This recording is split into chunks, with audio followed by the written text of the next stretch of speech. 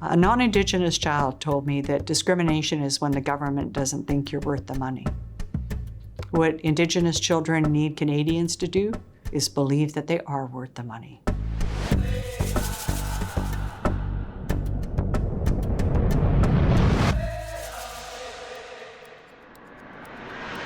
Child welfare agencies have a mandate to ensure the safety and well-being of children. When you remove a child from their family, I've always felt that we had to at least promise that child a better life. But too often in child welfare, we don't deliver. Separating from your family is hard for kids.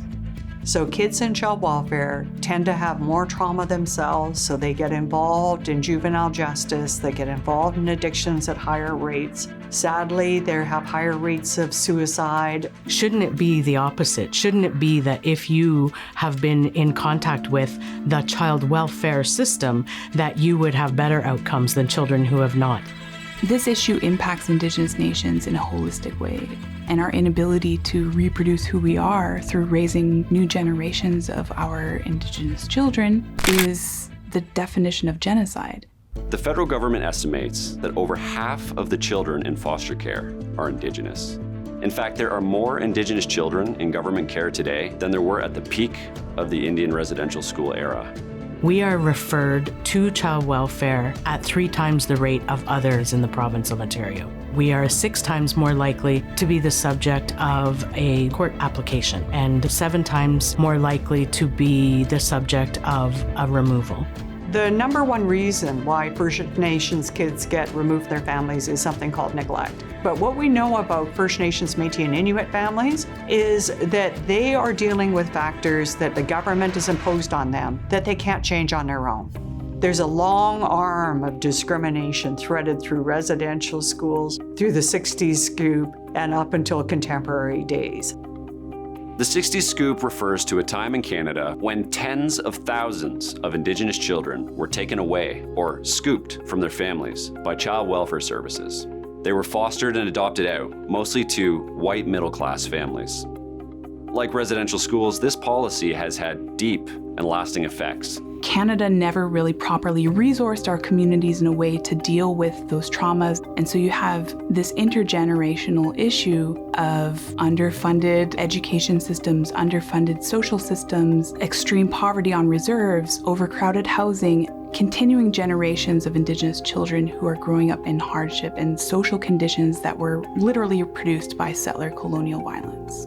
I started to realize that all of the services that I took for granted were gone almost as soon as I stepped over that reserve boundary.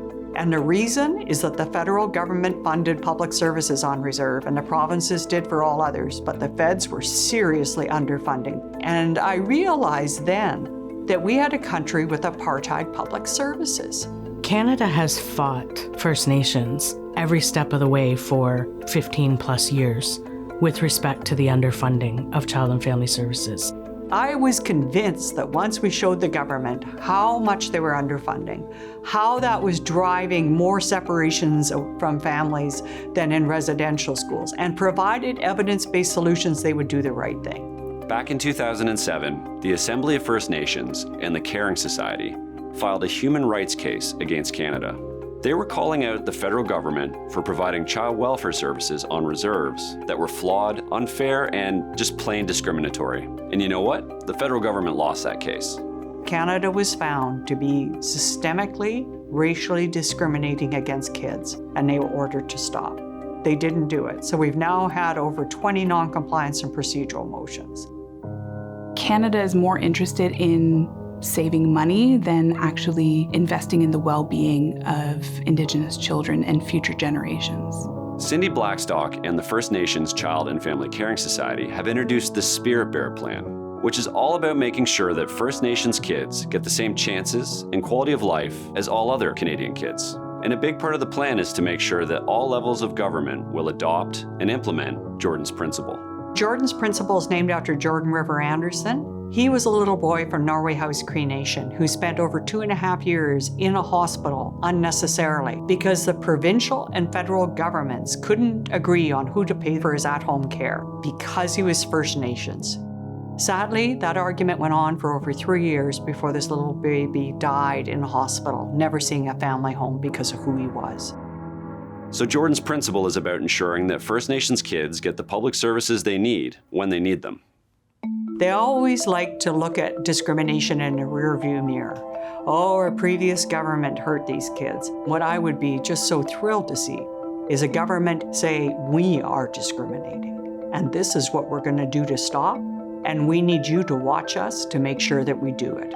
Even though we now have Indigenous child welfare agencies, they still don't have enough resources to keep up with the need.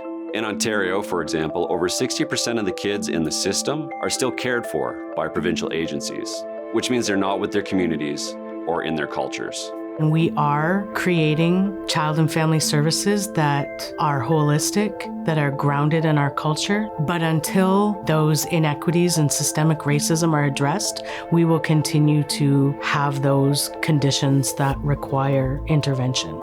The solution to this might be the restoration of our Indigenous nations and restitution. That means land back, that means children back, that means everything that was stolen from us as Indigenous peoples needs to be restored. On June 21st, 2019, Bill C-92, also known as the Act Respecting First Nations, Inuit, and Métis Children, Youth, and Families, became law.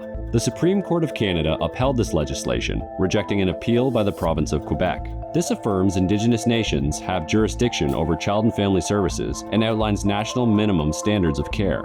The Act Respecting First Nations, Métis, and Inuit Children has a serious fundamental flaw. And that is, if you read it very closely, the federal government doesn't have to do very much at all, including fund. There's a fine line between self-determination and government offloading. The answer is to implement the solutions and recommendations that are in every report on a massive shelf of reports. It's crucial for Canadians to speak up, showing the government that they won't stand for this ongoing inequality. Canadians actually do care.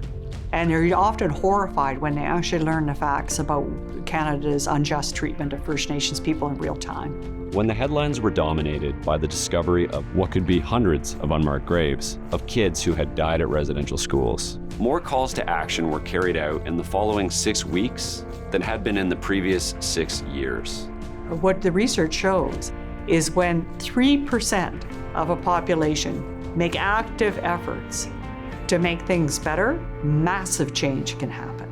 We just need 3% to do something, to get a hold of your member of parliament. Every election cycle, be there with your TRC calls to action. Ask them what they have personally done to implement them.